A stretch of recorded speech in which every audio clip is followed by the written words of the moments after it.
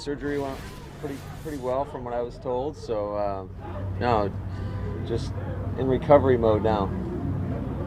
I mean, injuries obviously can happen at any point, but like playing basketball, is that something that you kind of wish you hadn't done?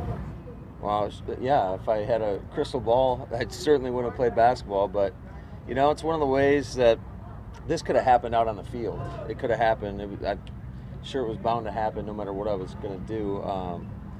But like after a long work day, you got to get some exercise in, and we got a lot of guys on our staff that like to play basketball, and there's a gym right in Lambeau, so that's kind of been our routine in nighttime basketball, and especially when our family's been away, the guys that whose families haven't moved here and whatnot, we just get together and play some nighttime hoops, and unfortunately it happened. But some of your players play like in their free time, like hopefully this will be a lesson to them not to play basketball. So Coach, how long do you think this is going to affect you out here in practice, from one, riding the golf cart, and two, just not being able to be as hands-on as we've seen you previously? Yeah, no, it definitely had to adjust my routine, but that's why you have great assistant coaches, because we're all on the same page. We communicate all the time, and I kind of let them know, what the expectation is and whatnot. But yeah, it does throws a little wrench, a little curveball at us right now. But I think long term, we won't see any effects. Do you think you'll have the cart most of camp, all of camp? Oh, training camp?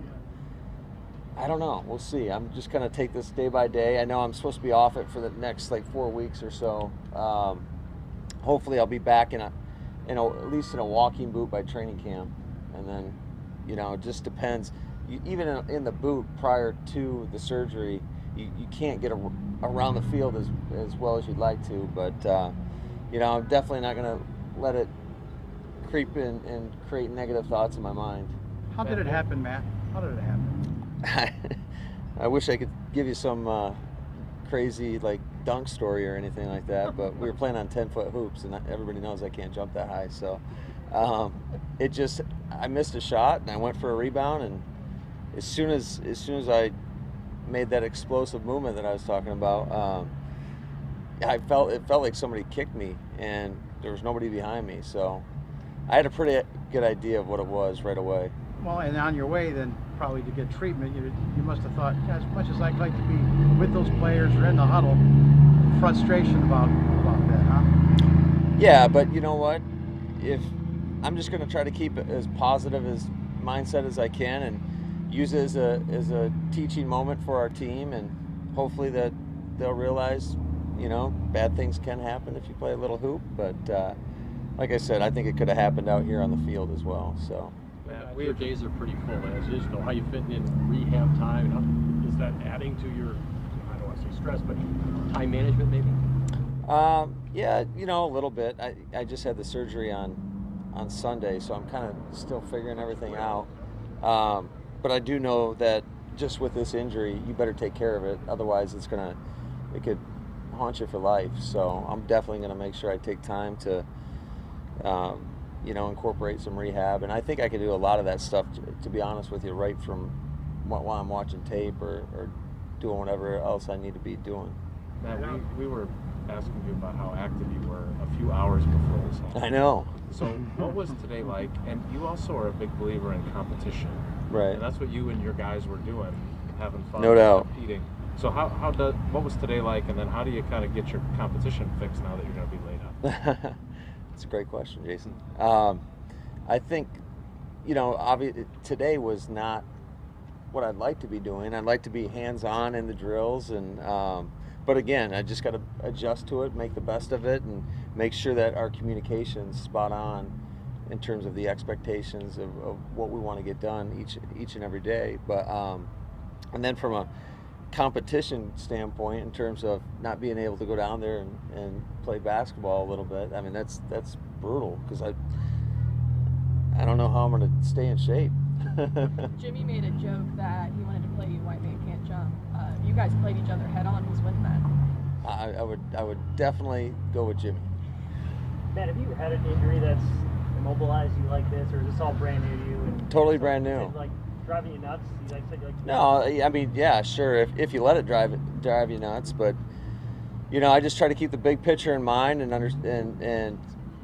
kind of keep my mind on whatever task is in front of us, and that helps just me forget about kind of what's going on. Sometimes I'll be sitting there doing something, I'm ready to get up, and then I realize, oh, I can't put any weight on my foot. So What does the big picture look like? I mean, once you get the walking boot on, what do you expect it to look like this fall on the sideline? yeah, I think it's going to be just like you see any other coach. I know a few years back, remember when Sean Payton broke his leg on the sideline. I don't anticipate coaching from the press box or anything like that. I think as long as I handle my business and follow the doctor's orders, I don't foresee it being an issue come week one. That as far as limitations during the preseason, there might be some. You might see me on a boot or in a boot on the sideline, but like I said, I'm just going to take it one day at a time right now. Was it Doc McKenzie or Doc Anderson?